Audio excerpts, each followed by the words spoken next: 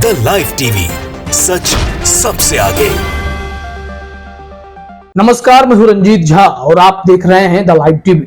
बड़ी खबर एक बार फिर मणिपुर से आ रही है, जहां पर हिंसा की खबर है। हालात बद से बदतर होते जा रहे हैं। एक और जहां अमित शाह ने ऑल पार्टी मीटिंग बुलाई है, वो भी प्रधानमंत्री मोदी की गैर मौजूदगी में, तो दूसरी तरफ मणिपुर में बवाल का सिलसिला लगातार जारी है। खबर इस वक्त यह आई है कि मणिपुर में भारतीय जनता पार्टी के दफ्तर को और मणिपुर सरकार के एक मंत्री के घर को उपद्रवियों ने फूंक दिया है।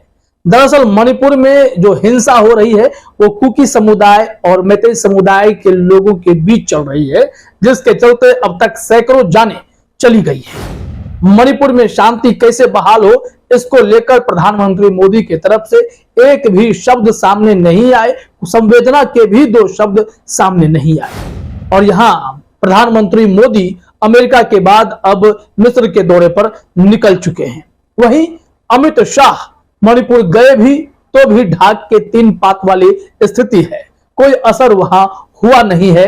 अब ऑल पार्टी मीटिंग बुला रहे हैं, वो भी तब संभव हो पाया जब सोनिया गांधी ने एक वीडियो संदेश में मणिपुर में शांति की अपील की और कहा कि मणिपुर में कम से कम हालात सामान्य हो पाए, इसको लेकर वो गुजारिश करते हुए नजर आए। वहीं अब अमित शाह ने ऑल पार्टी बैठक बुलाई है, तो यहां भी कोई असर होता हुआ दिखाई नहीं पड़ रहा है, क्योंकि मणिपुर में बवाल लगातार जारी है। जो इस वक्त खबर सामने आई है, जरा अपने स्क्रीन पर देखिए, बीबीसी की रिपोर्ट है। मणिपुर में राज्य सरकार के मंत्री सुसेंद्रो के घर और बीजेपी दफ्तर में आगजनी। गुवाहाटी से यह रिपोर्ट आई है, तस्वीरें भी आप देख सकते हैं। यही है मणिपुर सरकार में मंत्री सुसेंद्रो।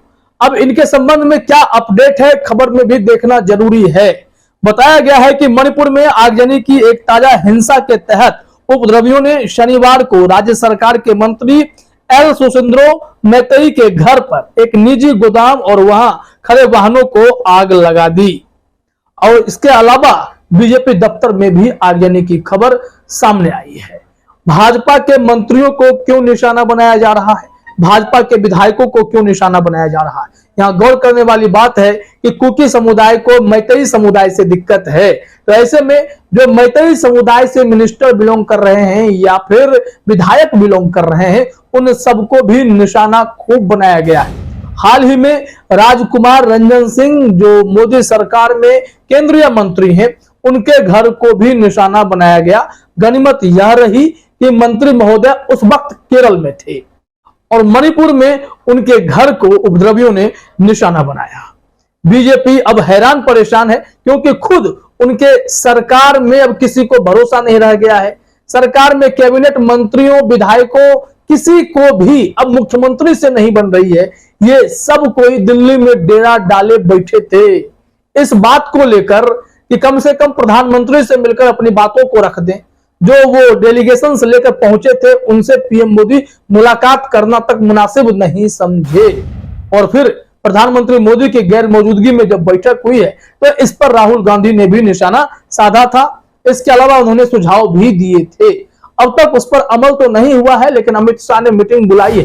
राहुल गांधी ने क्या कुछ कहा था, उनके 2 ट्वीट को हम फिर से आपको दिखाएंगे, स्थिति स्पष्ट होगी। लेकिन वर्तमान में जो खबर सामने आई है, वो जरा अपने स्क्रीन पर देखिए कि आगे बीबीसी ने क्या जानकारी दी है कि हमला करने आई भीड़ ने मंत्री के घर में घुसने और इमारत को आग लगाने की भी कोशिश की, लेकिन सुरक्षा बलों के जवान वहां समय पर पहुंच गए और आंसू गैस के गोले दागकर भीड़ को तितर बितर किया।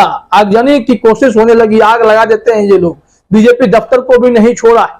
बीबीसी की रिपोर्ट के मुताबिक भारतीय जनता पार्टी के एक नेता ने नाम नहीं छापने की शर्त पर यह कहा है कि बीजेपी के दफ्तर को और मणिपुर सरकार में मंत्री सुसेंद्रो के घर को फूंका गया है। देखिए अपने स्क्रीन पर, मणिपुर प्रदेश बीजेपी के एक वरिष्ठ नेता ने नाम प्रकाशित नहीं करने की शर्त पर बताया कि मंत्री सुसेंद्रो के घर पर आज सुबह भीड़ ने हमला कर दिया, जिसमें 2 वाहनों को जलाया गया है। हालांकि सुरक्षा बल के जवानों के समय पर पहुंचने के कारण आग बुझाने के साथ ही स्थिति को नियंत्रित कर लिया गया है। और जो बीजेपी दफ्तर वाली बात है कि कैसे इम्फाल में यह घटना घटी है, वो भी जरा अपने स्क्रीन पर देखिए, डिटेल में जानकारी क्या है।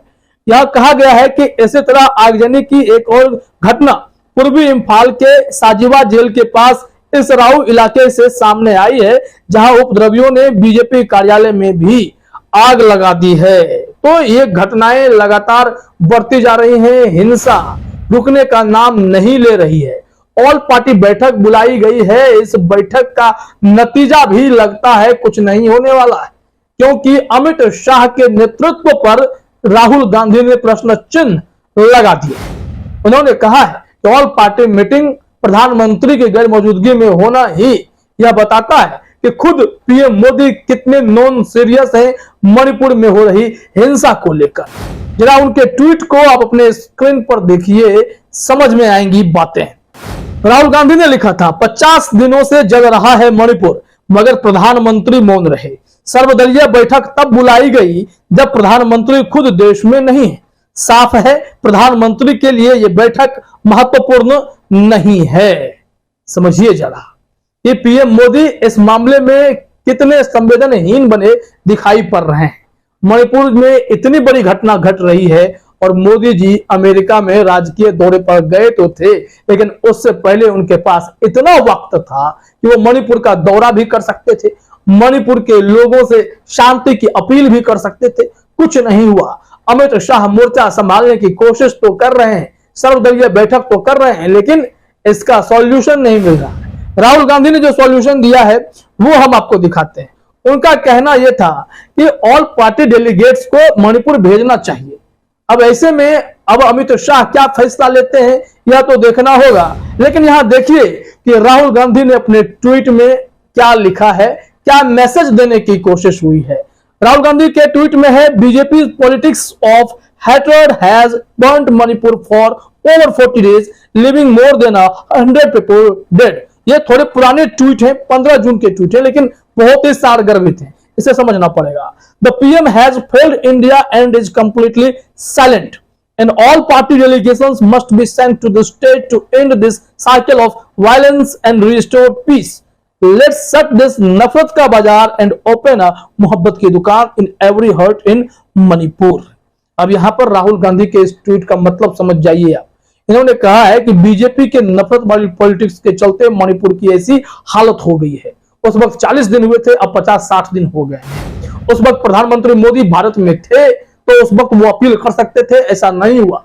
वहां पर राहुल गांधी ने कहा कि तमाम जो पार्टियां हैं उन सब के एक-एक डेलीगेट्स को वहां भेजिए मणिपुर में, ताकि शांति बहाल करने में मदद मिल सके, मोहब्बत की दुकान खुल सके, नफरत की बाजार को बंद किया जा सके। लेकिन कोई फैसला हुआ नहीं। आज अमित शाह सोनिया गांधी की मैसेज के बाद वो ऑल पार्टी बैठक बुला रहे हैं, और इस बैठक में क्या फैसला होगा वो भी आपको पता चल जाएगा, क्योंकि मणिपुर बहुत ही गंभीर हालात से गुजर रहा है। अगर इसे कंट्रोल करने की कोशिश नहीं हुई तो मामला और भी बिगड़ सकता है।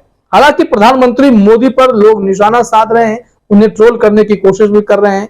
युवा कांग्रेस के अध्यक्ष श्रीनिवास बीवी का भी एक ट्वीट है, उन्होंने क्या लिखा है जरा अपने स्क्रीन पर देखिए। जब मोदी जी के एक फोन से रसिया और यूक्रेन का युद्ध रुकवाया जा सकता है, तो फिर मणिपुर में जारी हिंसा को रोकने के लिए प्रधानमंत्री को कौन रोक रहा है? क्या मोबाइल में रिचार्ज खत्म हो चुका है, या मणिपुर में पीआर स्टंट संभव नहीं है? ये टॉन्ट कसा जा रहा है, लेकिन मामला गंभीर है। यहाँ टॉन्ट कसने से ज्यादा बेहतर होगा कि मणिपुर में शांति कैसे स्थापित हो, उसके लिए ठोस कदम उठाए जाए। नहीं तो अब मणिपुर में भड़के हिंसा की आग मंत्रियों, नेताओं, विधायकों के घर तक पहुंचने लगी है, पार्टियों के दफ्तर तक पहुंचने लगी है। यह कितना विकराल रूप ले सकता है, इसकी कोई गारंटी नहीं है। फिलहाल इस वीडियो में इतना ही। आप सभी का हमसे जुड़ने के लिए बहुत बहुत धन्यवाद।